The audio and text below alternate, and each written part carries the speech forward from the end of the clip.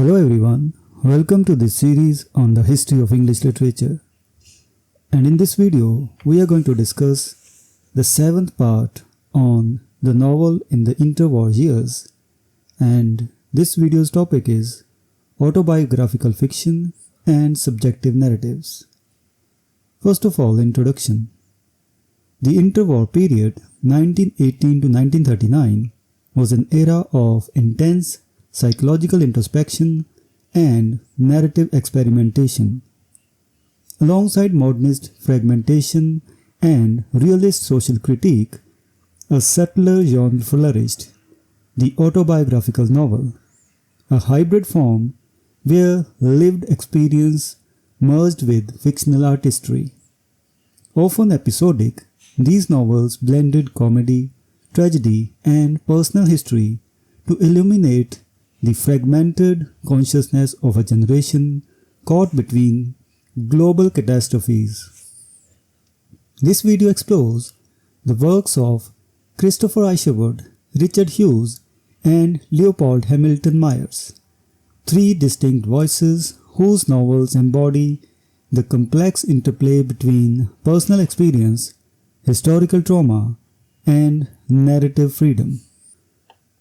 Christopher Isherwood, Sketch Comedies in the Shadow of Fascism. Christopher Isherwood's Mr. Norris Changes Trains 1935 and Goodbye to Berlin 1939 resist easy categorization. Formerly lean and understated, these novels sketch a semi-autobiographical portrait of 1930s Berlin seen through the eyes of a detached English observer. The tone fluctuates between comedy and foreboding as Isherwood captures the decaying liberalism and rising menace of Nazi Germany. Mr. Norris Changes Trains introduces Arthur Norris, a comically shady figure whose absurdity masks real political danger. Goodbye to Berlin, with its episodic structure, inspired the musical Cabaret. It offers vignettes of decadence, desperation, and anti-Semitic threat. Isherwood's first-person narrator, famously described as a chimera, reflects the autobiographical detachment and moral ambiguity of the time.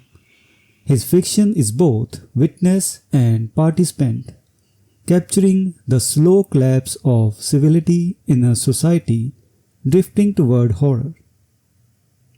Richard Hughes, From Childlike Innocence to Historical Chaos.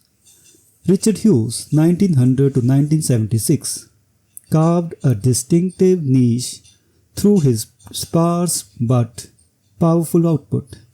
While his early novel, A High Wind in Jamaica, 1929, may be considered escapist, it also presents a psychologically rich portrayal of children caught amid pirate violence. Hughes appends romantic notions of childhood, portraying his young characters as emotionally opaque and morally ambiguous.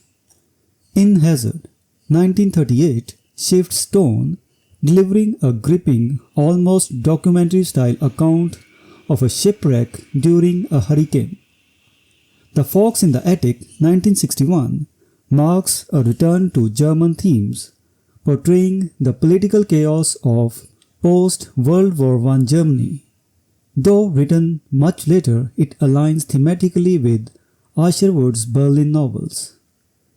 The Wooden Shepherdess, 1973, its long-awaited sequel, continued this historical autobiographical project, though the series remained incomplete. Hughes's work navigates between fantasy, realism, and historical narrative, often with autobiographical or observational depth, particularly in his treatment of moral ambiguity and unpredictability of human behavior. Leopold Hamilton Myers, Myth, Empire, and Inner Turmoil. Leopold Hamilton Myers, 1881 to 1944, offers a different form of semi-autobiographical vision, set not in contemporary Europe, but in an imagined 16th century India. His cycle of novels, collected as The Near and the Far 1943, blends Eastern mysticism, imperial critique, and moral introspection. Originally published between 1929 and 1940, the series includes elements both romantic and horrifying, satirical and spiritual.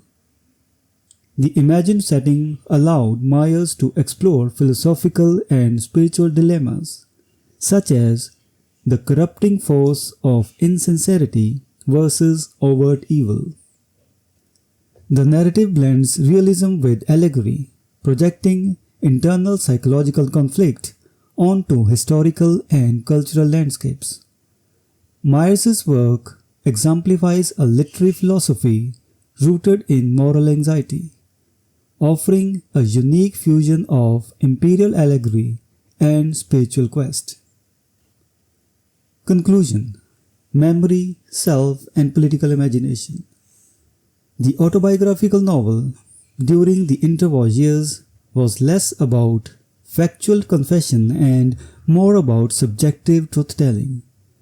In the hands of Isherwood, Hughes, and Myers, this form became a tool for exploring identity, trauma, moral ambiguity, and political breakdown.